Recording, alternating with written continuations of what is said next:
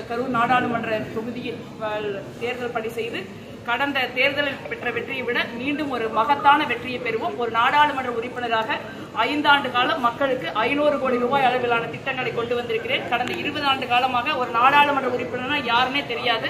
நாடாளுமன்ற உறுப்பினருக்கு கரூரிலோ கரூர் நாடாளுமன்ற தொகுதியிலோ எந்த இடத்திலும் அலுவலகம் கிடையாது.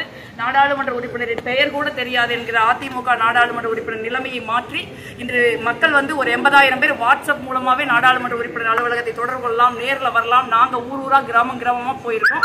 அந்த மாதிரி ஒரு நிலைமையை ஏற்படுத்தியிருக்கோம். தொடர்ந்து 1750 நாட்கள் 972 நாட்கள் நான் கரூர் நாடாளுமன்ற தொகுதியில் களப்பணியாற்றியிருக்கேன்.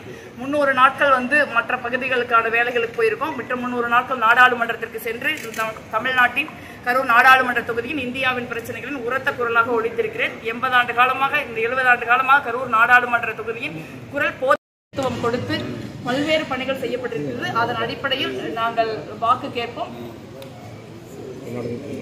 6 சட்டமன்ற தொகுதிகளில் நீங்க 4 பேர் நமக்கு 3 பேர் 5 பேர் அமைச்சர்களாக இருக்கிறார்கள் நம்ம தொகுதியில். அண்ணன் சக்கரபாணி அவர்கள், அண்ணன் ஐபி அவர்கள், அண்ணன் சகோதரர் அன்பில் மகேஷ் பொய்யாமொழி அவர்கள், அண்ணன் நேரு அவர்கள், நமது அமைச்சர் செந்தில் பாலாஜி அவர்கள் இருந்தப்ப 5 அமைச்சர்கள் நம்ம தொகுதியில் கடுமையான பணியாற்றியிருக்கிறார்கள். ஏராளமான திட்டங்கள் 2.5 ஆண்டு காலத்தில் கரூர் நாடாளுமன்ற தொகுதியில் இது வரலாற்றில் இல்லாத அளவுக்கு தமிழ்நாடு அரசாங்கத்தால் அமைச்சர்களால் முன்னெடுக்கப்பட்டிருக்கிறது. நீங்க கல்வின்னு பார்த்தா கூட மணப்பாறையில கலை அறிவியல் கல்லூரி, அரவக்குறிச்சியில கலை அறிவியல் கல்லூரி, கிருஷ்ணாயபுரத்தில் கலை அறிவியல் கல்லூரி, விவசாய கல்லூரின்னு கொண்டு வந்திருக்காங்க. அதே போல உணவு மற்றும் உணவல் வழங்குத்துறையிலிருந்து ஏறக்குறைய நாங்க கேட்ட அனைத்து நெல் கொள்முதல் நிலையங்களும் கொடுக்கப்பட்டிருக்கிறது.